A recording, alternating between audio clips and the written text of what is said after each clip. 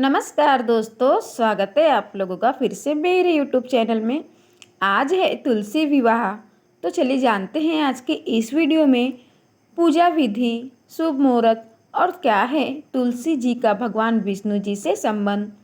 Hindu calendar के अनुसार कार्तिक महीने के शुक्ल पक्ष की द्वादशी तिथि यानी 12वें दिन को तुलसी विवाह मनाया जाता है।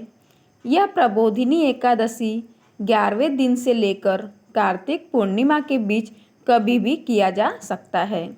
कुछ स्थानों पर तुलसी विवाह समारोह 5 दिन तक चलता है, जो कार्तिक महीने की पूर्णिमा तिथि को समाप्त होता है।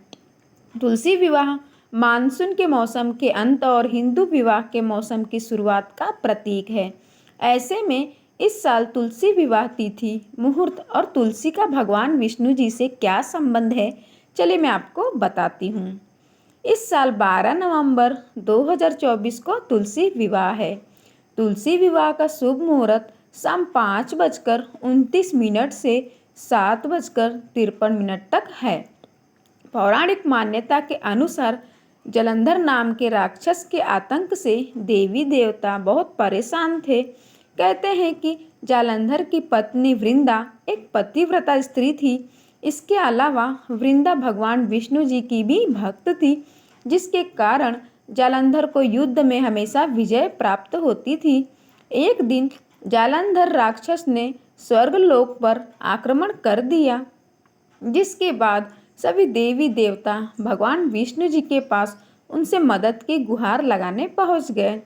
ऐसे में भगवान विष्णु ने जालंधर का रूप धारण कर वृंदा के पास पहुंच गए। ऐसे में वृंदा का पतिव्रता धर्म टूट गया, जिससे जालंधर की सारी शक्तियां नष्ट हो गई और वह युद्ध में मारा गया। वृंदा को जालंधर की मृत्यु का समाचार मिला तब वह विलाप करने लगी। वही बाद में जब वृंदा को उसके साथ किए गए छल का पता चला तो क्रोधित होकर भगवान विष्णु को श्राप दे दिया। वृंदा का पतिव्रता व्रत भंग होने की वजह से उसने भगवान श्री हरि को श्राप दिया। जिस तरह आपने छल से मुझे वियोग का कष्ट दिया है, उसी तरह आपकी पत्नी का भी छल से हरण होगा। साथ ही आप पत्थर के हो जाओगे और उस पत्थर को लोग शालिग्राम के रूप में जानेंगे। कहते हैं कि वृंदा के श्राप के वजह से ही भगवान विष्णु दशरथ के पुत्र श्री राम के रूप में जन्म लिए। फिर बाद में उन्हें सीता हरण के वियोग का कष्ट झेलना पड़ा।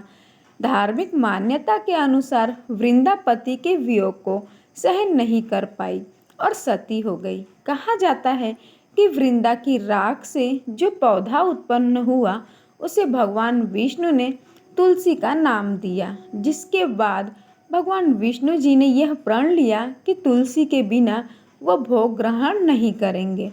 इसके साथ ही उनका विवाह शालिग्राम से हो गया।